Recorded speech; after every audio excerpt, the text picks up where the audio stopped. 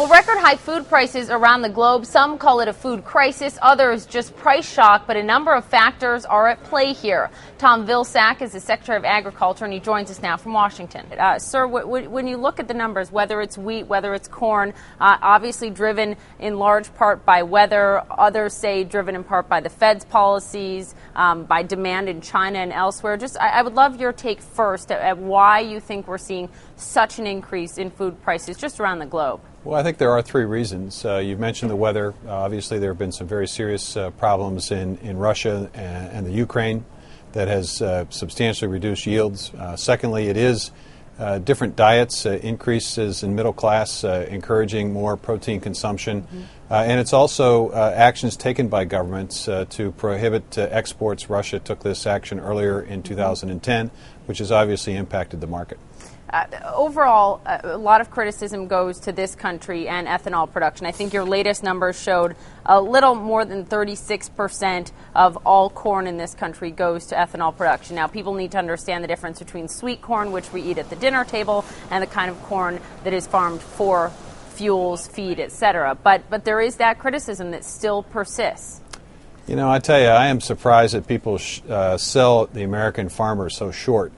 In believing that this is in any way responsible for higher food prices. I mean, the reality is that productivity gains in American agriculture are nothing short of amazing.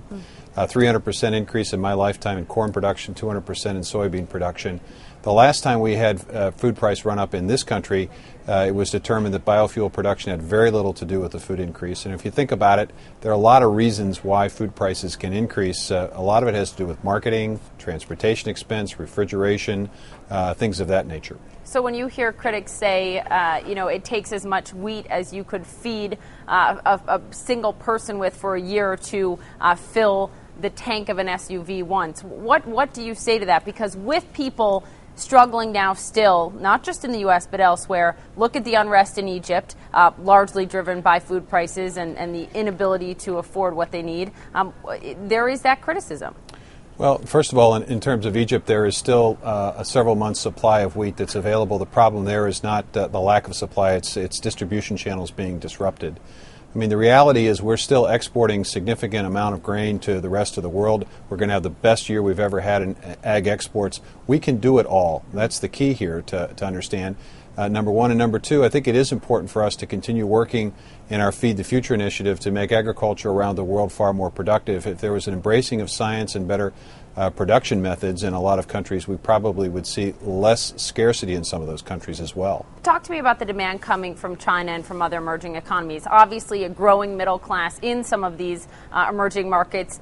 They can afford to eat meat now. It takes grain, corn to feed the animals that you get the meat from. But looking at this statistic, it was just startling. The U.S. Grains Council saying that China's imports of corn are expected to go from 1.3 metric tons in 2010 to 2011 to 9 million in 2011 to 2012. So just a huge explosion there of demand.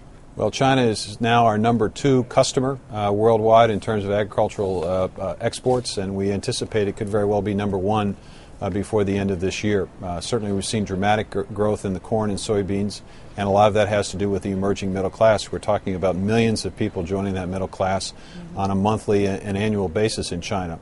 It's also true in other countries as well.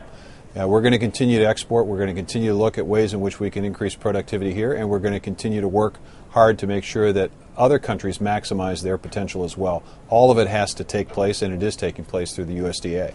Secretary Vilsack, how do you strike the balance between the appropriate amount of food being used for biofuel production? There's ethanol, but there's also other fuels that come from food, and food for the table for people that need it. What is the right balance? Well, the right balance, Congress has established what our requirements and responsibilities are reference to biofuels, and certainly people have to understand it's also a job creator in rural America where historically unemployment rates and poverty rates have been quite high.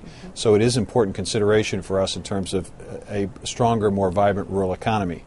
But we can indeed produce enough to meet our biofuel needs at the same time our export responsibilities and at the same time our food responsibilities here at home.